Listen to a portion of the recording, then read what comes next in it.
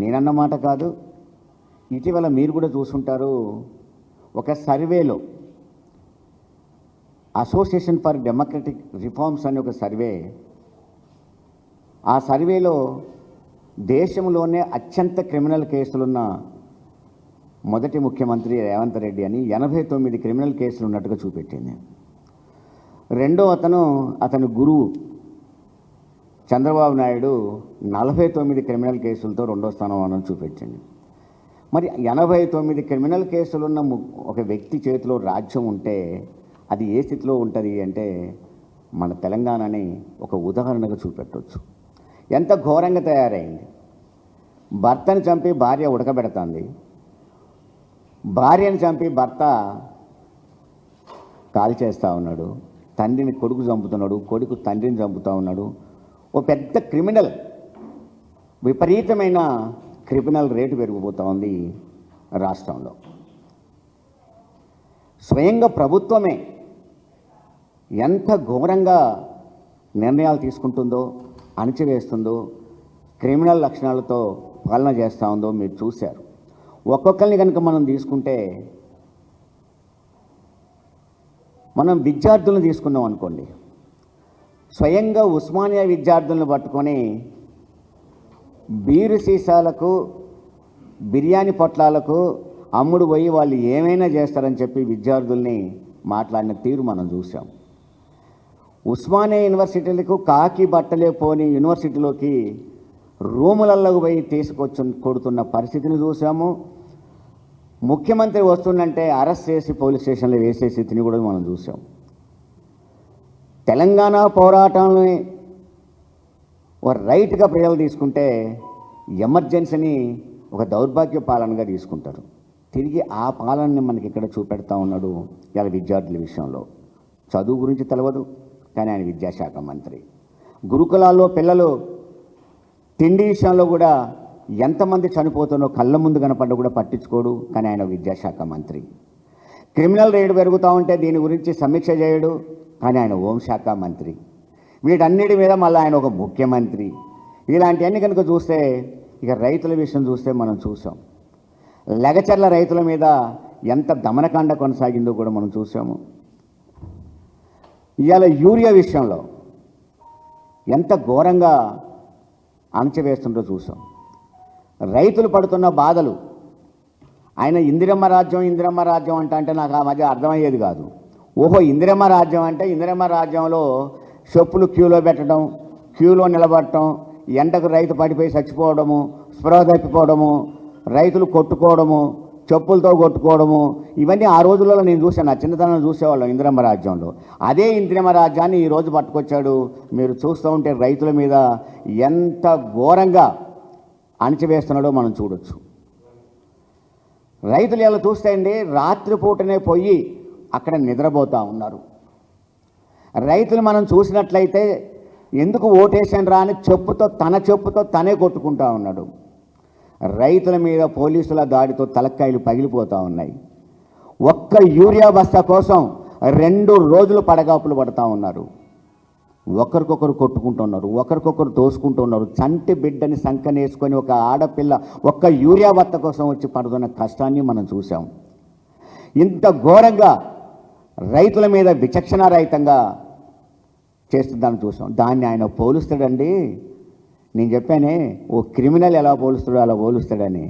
రైతుల క్యూలు అట సినిమా హాల్లో టిక్కెట్ల కోసం నిలబడ్డప్పుడు ఉన్న క్యూలు ఆయన జ్ఞాపకం వచ్చినాయట. అంటే ఆయన బ్లాక్ టిక్కెట్లు అమ్మిన రోజులలో ఏవైతే ఉన్నాయో అవి జ్ఞాపకం వచ్చినాయట క్యూలో రైతులను చూసి.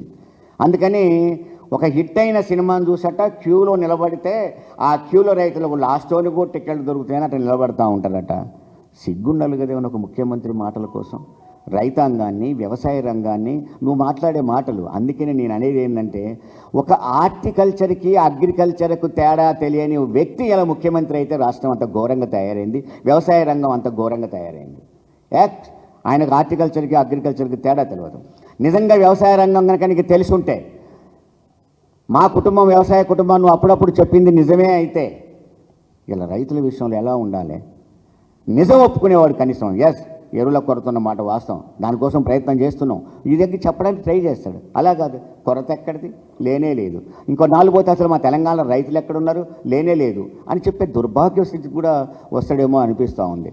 అదొక పోలిక. చివరికి ముఖ్యమంత్రి స్థానాన్ని కూడా గుంపు మేస్త్రితో పోల్చిండండి. అంత ఘోరమైన వ్యక్తి అతను. నిజంగా అలాంటి వ్యక్తిని రాజకీయాల్లో చూడడానికి అసహ్యం అనిపిస్తుంది. ముఖ్యమంత్రిగా చూడడానికి ఇంకెంత అసహ్యంగా ఉంటుందో మీరు చెప్పండి. అలాంటి వ్యక్తిని ఎలా భరిస్తున్నారో ఆ కాంగ్రెస్ వాళ్ళు, అంతో ఇంతో రాజకీయ అనుభవం ఉన్న వాళ్ళు కూడా ఎట్లా భరిస్తున్నారో ఈయన ముఖ్యమంత్రిగా అర్థం కావట్లేదు. చూశాను నేను, ఆ ముఖ్యమంత్రి వస్తుంటే పక్కన లేచి కూడా నిలబడతలేడు కనీసం. అలాంటి స్థితిలోకి నెట్టబడ్డాడు. అయినా సరే అతను ఇంకా కాంగ్రెస్ పార్టీ భరించడం అంటే ఆత్మహత్య చేసుకోవడం తప్ప కాంగ్రెస్ పార్టీ మరొకటి కాదు.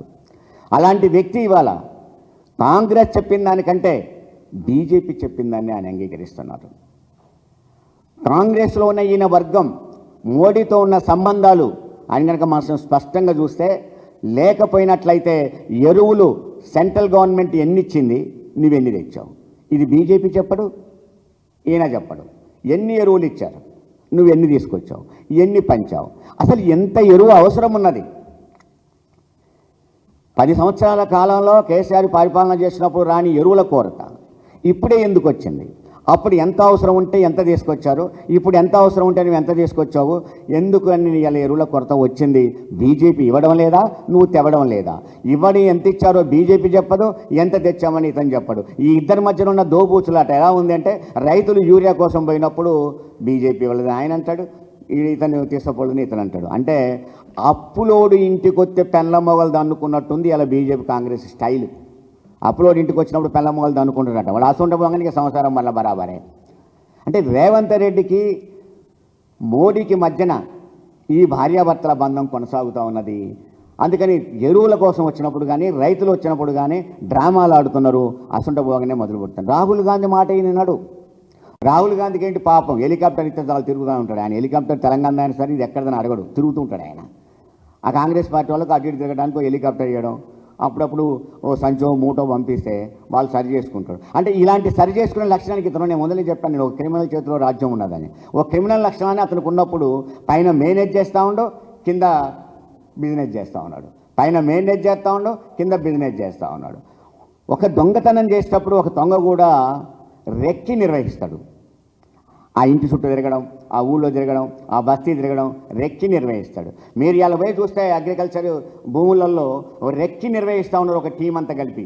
ఏ భూములు ఖాళీ ఉన్నాయి, ఏ భూములకి ఏం చెప్పాలి, 4th సిటీ పేరు ఎక్కడ పెడదాం, అప్కమింగ్ సిటీ ఎక్కడ పెడదాం, ఏదో పేరు పెట్టి భూములు ఎట్లా లాక్కుందాం, మధ్యాహ్నం అంతా రెక్కి నిర్వహిస్తున్నారు. మా పటేళ్ళ బిజినెస్ మొదలవుతూ ఉంది. భూములకు భూములు 1000 ఎకరాలు ఆక్రమించేస్తున్నారు ఇలా రేవంత్ రెడ్డి టీం అంతా కలిపేసి.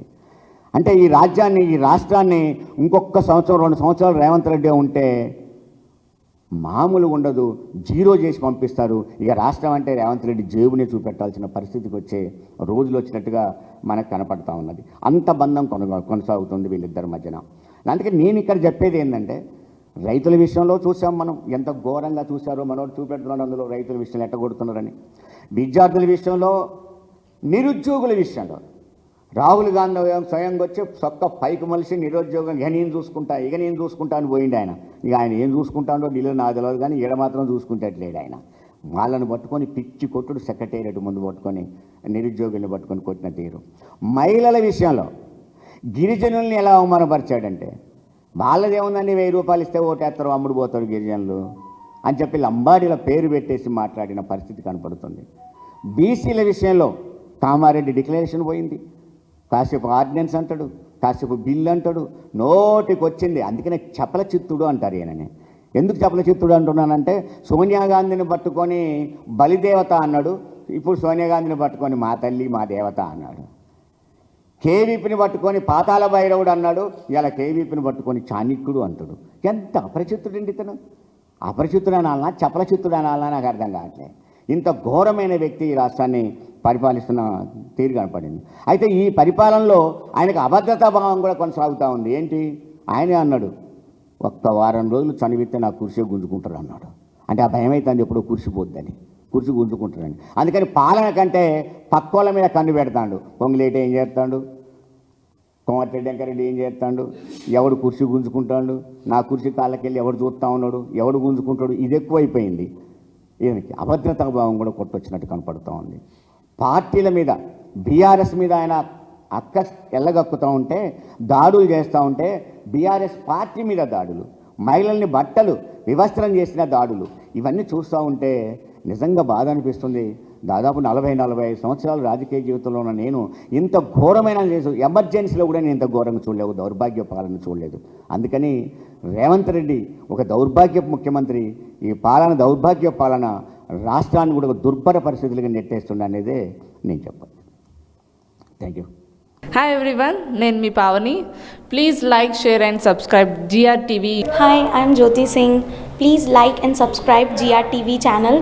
అందరికీ నమస్కారం, నా పేరు Sambit. Please like and subscribe GRTV. Thank you.